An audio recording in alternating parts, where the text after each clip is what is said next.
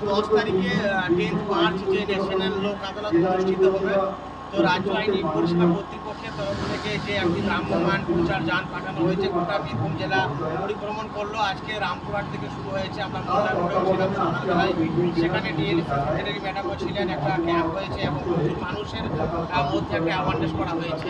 এই ভ্রাম্যমাণ যানটি সিউড়ি আদালত চত্বরে যায় এবং সিউড়ি শহর পরিক্রমা করে সিউড়ি পরিক্রমা করার পরে বোলপুরে এসেছে এবং বোলপুর আদালত চত্বরেও প্রচার করা হচ্ছে।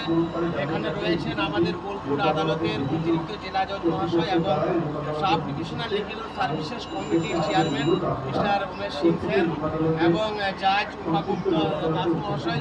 এখানে কোর্ট চত্বরে যে সমস্ত সাধারণ মানুষ রয়েছে সেখানে সমস্ত মানুষদের একটা অ্যাওয়ার করা হচ্ছে যে জাতীয় লোক আদালত 10th মে যেটা হবে সেখানে সবাই যেন আসে, বিশেষ করে যাদের বিভিন্ন রকমের মামলা আছে, ইলেকট্রিসিটি, টেলিফোন এবং ব্যাংকিং, লোন সংক্রান্ত যে সমস্ত নোটিশগুলি থানার মাধ্যমে যাবে, অবশ্যই সেখানে আসবেন সবাই এবং লোক আদালতের সুযোগ সুবিধা আপনারা গ্রহণ করুন। স্যার স্যার আমাদের 10 তারিখে হবে, সবাই আসবে।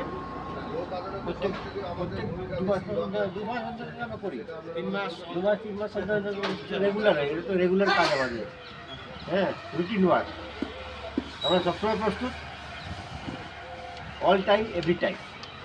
ঠিক আছে, তো অ্যাওয়ারনেসটা বোলপুরে হচ্ছে, আজকে গোটা বীরভূম জেলা জুড়ে এই প্রচারটা চালানো হলো।